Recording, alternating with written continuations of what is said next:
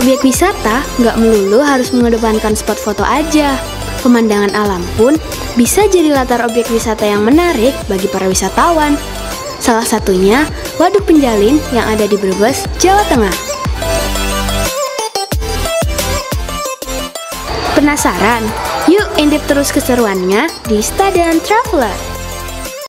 Hai, balik lagi di Student Traveler.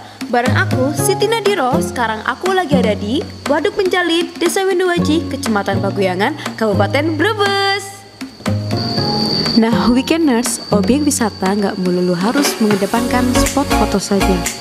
Pemandangan alam pun bisa jadi latar objek wisata yang menarik bagi para wisatawan.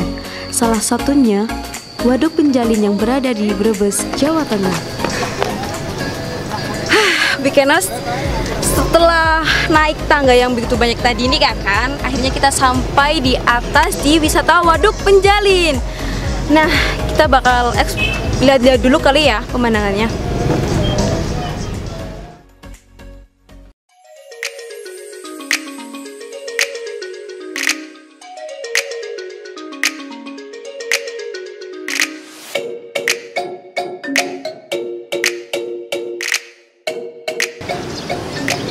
Nah, weekenders, jadi tadi aku udah jalan dari situ sampai sini dan sekarang kita bakal nge-explore salah satu ikon dari Waduk Penjalin. Tetap ikuti aku di Student Traveler. Nah, weekenders, kali ini aku udah sampai di menara salah satu ikon dari Waduk Penjalin, dan kali ini aku udah sama Kak Ayub selaku relawan dari Waduk Penjalin. Selamat siang Kak Ayub. Selamat siang. Gimana kabarnya hari ini? Mau tahu dong Kak, karena kan selaku relawan dari Waduk Penjalin ya, pastinya Kakak tahu dong sejarah singkat gitu tentang Waduk Penjalin. Waduk Penjalin itu dibangun di tahun 1930 sampai dengan 1933. Wow. Ya, memang dibangun tujuannya adalah sebagai sarana penunjang perairan. Jadi di daerah Brebes sana ada pabrik gula Jatibara namanya. Jadi tujuan utamanya adalah supply air di sana. Oh, oke. Jadi ini udah dari puluhan tahun ya Kak bertahan itu? Iya, sudah puluhan tahun, hampir 100 tahun lah. Wow. Ini udah berapa kali renovasi Kak kalau boleh tahu? Iya, ini berarti Waduk Penjalin sudah masuk ke renovasi tahap akhir. Ya, kemarin di tahun 2019 dan sudah 3 kali.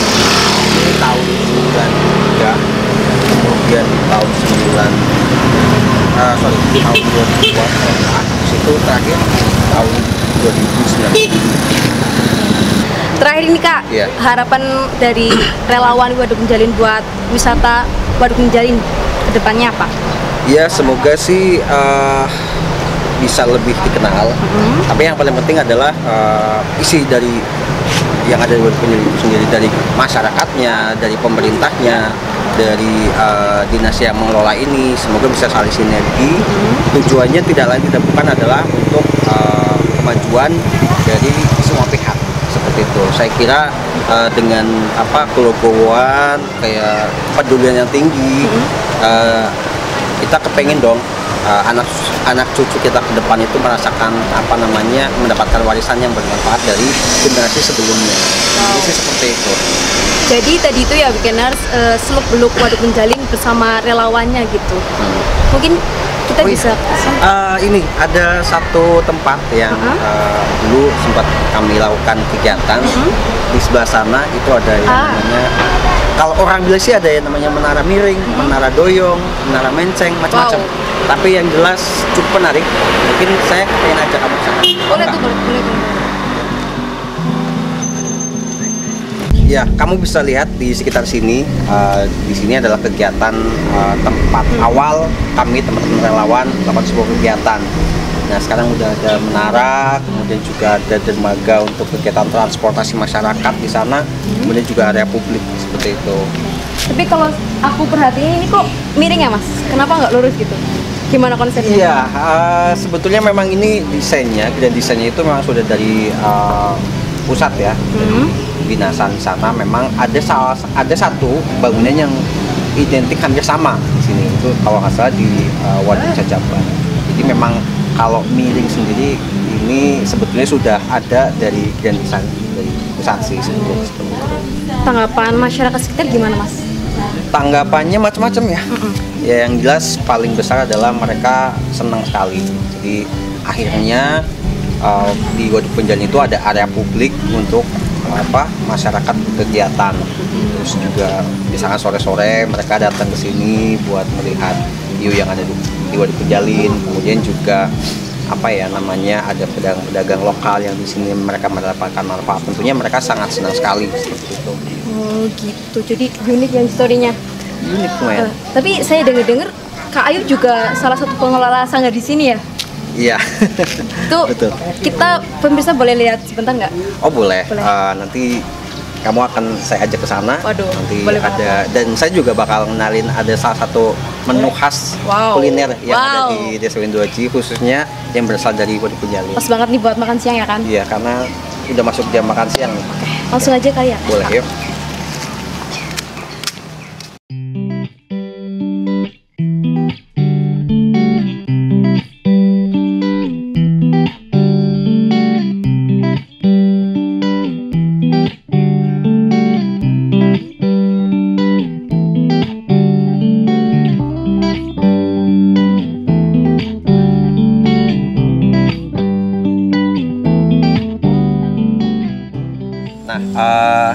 Sekarang kita mau makan siang. Ini ada menu khas di Waduk Penjalin, Desa Windu-Aji ini.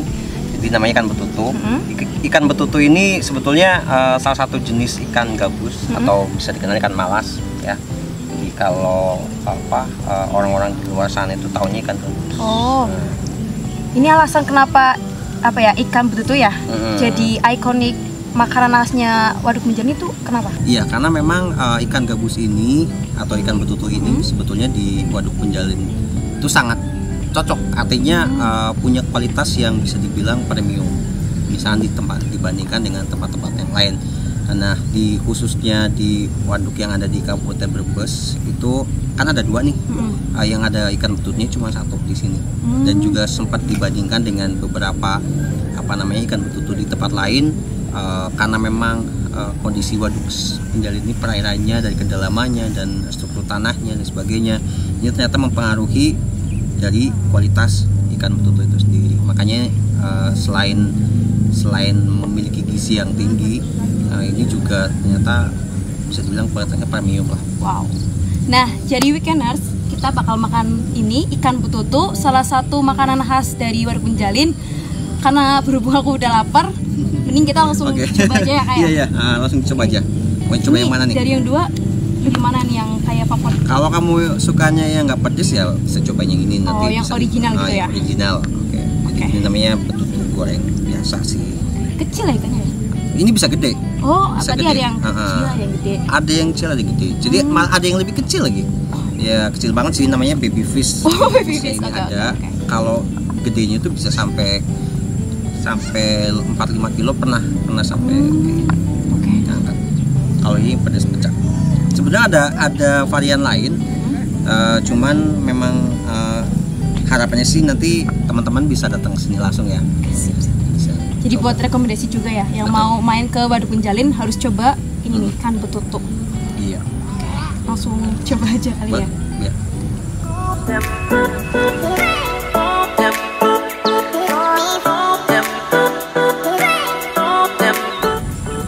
Kita coba yang original dulu. Gimana? Kayak ikan. Enggak benar. Ya. Tapi memang ada sesuatu yang khas nggak sih? Ada yang apa ya? Nggak kayak ikan biasanya gitu. Apa ya? Susah jelasinnya. Teksturnya gitu loh. Teksturnya. Menurut aku sih. Ya, memang sebetulnya di ikan betutu ini punya kandungan. Kamu misalkan sebagai perempuan yang cocok banget sebetulnya kalau misalnya konsumsi ini karena dia mengandung vitamin E yang cukup banyak, omega 3-nya cukup tinggi. Dan juga kalau misalkan buat perempuan yang habis ibu hamil nih, ibu hamil yang sudah melahirkan, pasca operasi itu dianjurkan makan ikan betutu karena dia akan mempercepat proses pemulihan pasca operasi. Seperti itu.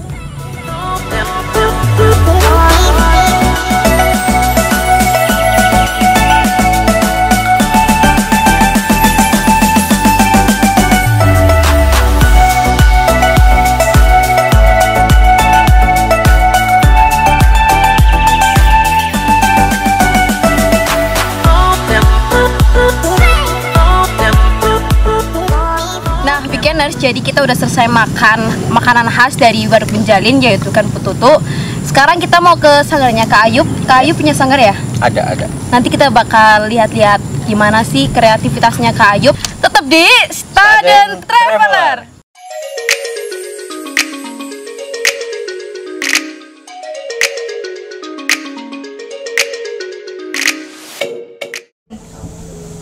Nah, weekenders, kita udah sampai di sanggarnya Kak Ayub. Tapi kayak ada yang berbeda ya. Kak Ayub ganti maskernya ya, Kak? Oh iya, ini harus ganti setiap 4 jam sekali. Aku biasanya atau keluar kemana pasti bawa gitu. Bawa cadangan ya? Bawa cadangan. Oke, aku udah ganti 5 kali kok, guys. Aja. Oke. Ya sambil duduk kayaknya lebih enak deh ngobrol. Jadi ini punya Kak Ayub ya? Ya. Iya, pasti punya Kak Ayub ya, guys ya. Dan ini semua juga karya-karyanya Kak Ayub semua. Betul. Gitu. Namanya sanggar Suket. Sanggar Suket. Suket itu rumput ya dalam bahasa Indonesianya Kak, atau ada filosofi lain dari itu? Boleh dijelasin ya Kak dari namanya? Iya. Sebetulnya memang kenapa dinamakan Suket karena memang saya jauh-jauh sebelum sanggar ini dibentuk memang melihat bahwa ada banyak hal yang ada di Desa Windoji ini, Desa Wisata Windoji ini yang masyarakat sendiri atau bahkan menganggap itu sampah gitu. Sampah itu ini dengan sesuatu yang enggak asik, terus hama dan sebagainya gitu kan. Tapi saya melihat dari sisi lain, ternyata sampah-sampah itu memiliki manfaat sebetulnya. Kalau misalnya kita mau mengolah atau mengolahnya dengan baik, itu bisa memiliki nilai. Itu sebetulnya filosofinya adalah bahwasanya kita jangan melihat sesuatu tuh hanya dari kulitnya aja, gitu kan. Tapi maknanya sebetulnya jauh lebih luas dari itu. Udah berdiri dari berapa tahun ini? Berdirinya dari tahun 2016 awal. Kalau sanggar ini sih sekitar baru 2 tahun. Sebetulnya awalnya di sana, ada di dekat sini sebetulnya. Itu kecil. Di situ tempat buat saya dan pegiat yang lain kita ngobrol berbagai macam hal-hal yang menjadi permasalahan, kemudian nanti kita eksekusi apa nih yang bisa kita ambil solusi dari permasalahan yang kita bahas, seperti itu. Lebih banyak sih untuk permasalahan-permasalahan yang sifatnya sosial ekonomi. Berarti udah 5 tahun berdiri ya? 4 tahun. 4 tahun. Itu selama itu udah bikin karya apa aja Kak? Karya apa aja ya? Sebenarnya gini, mungkin Sanggar Suket itu jadi gini, kita nggak fokus di satu bidang. Jadi ada audio, ada visualnya juga, ada seni kriat juga, macam-macam ya. Jadi kebetulan memang basic saya di seni. Seninya juga banyak sih, saya suka seni musik, seni rupa, dan yang lain sebagainya. Awalnya adalah saya melihat bahwa potensi yang ada di Desa Windoji ini sendiri itu kan banyak sekali, tapi mereka belum punya wadah. Nah, akhirnya saya berupaya memberikan salah satu wadah, mungkin bisa dibilang seperti itu. Saya mau coba memfasilitasi, ya kan. Ada peralatan buat musik, kemudian juga ada fotografi, kemudian juga ada seni kriya, kemudian yang berkaitan dengan masyarakat itu kebetulan kan di Desa Windoji ini ada itu tadi sampah, ya kan. Mungkin bisa dilihat ini kan berawal dari sampah ini, sampah serbuk gergaji kayu. Ini dari serbuk kayu? Iya, serbuk gergaji kayu itu seperti ini. Kemudian juga ada yang lain semacam aksesoris pernak-pernik, semacam ada kalung, terus kemudian juga ada patung-patungan, macam-macam banyak kali. Terus juga ada literasi juga di sini. Terus kayak gini kita bikin kostum karnival seperti itu. Kalau dengar dari penjabarannya Kayu berarti sudah banyak anggotanya ya?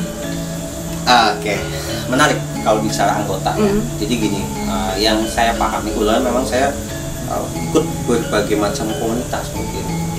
Jadi di Sanggar Suket ini kami tidak bahasanya misalnya kamu nih, kamu itu adalah anggota Sanggar Suket, enggak. Kita menganggapnya itu adalah teman, teman Suket. Dan saya pun bukan owner, tapi saya itu saya memposisikan diri sebagai teman Suket. Gitu kan. Kenapa seperti itu? Karena di dunia ini ya, di dunia masyarakat ternyata kalau misalnya ada satu keterikatan di dalam sebuah komunitas, itu orang akan terkungkung di lingkungan itu aja. Nah, mungkin tadi histori Sanggar Suket ya yang udah dijabarin sama Kak Ayub yang sungguh-sungguh luar biasa. Nah, nggak kerasa ya kita udah di penghujung acara. Mungkin Kak Ayub ada kayak closing statement atau quote of the day ya buat weekenders yang di rumah biar lebih terinspirasi. Iya, ada satu pesan yang ingin saya sampaikan tentang buat diri saya sendiri, buat pengingat dan juga mungkin buat teman-teman weekenders di sana. Jadi Tuhan itu menciptakan semuanya itu bermanfaat. Bagaimana kita bisa mensyukuri melihat itu menjadi sesuatu yang bermanfaat buat kita. Jangan melihat segala sesuatu yang dari satu sisi. Wow. Jangan melihat segala sesuatu dari satu sisi. Ya. Baik buruknya sebuah pandangan itu semua kembali ke diri kita. Itu akan menjadi baik kalau misalnya kita melihatnya dari sisi yang baik. Itu akan menjadi buruk kalau misalnya kita melihatnya dari sisi yang buruk. Wow, mungkin weekenders di rumah udah ketik status ya di WA. Nanti saya juga bakal bikin mungkin untuk episode Explore Windowaji sampai di sini.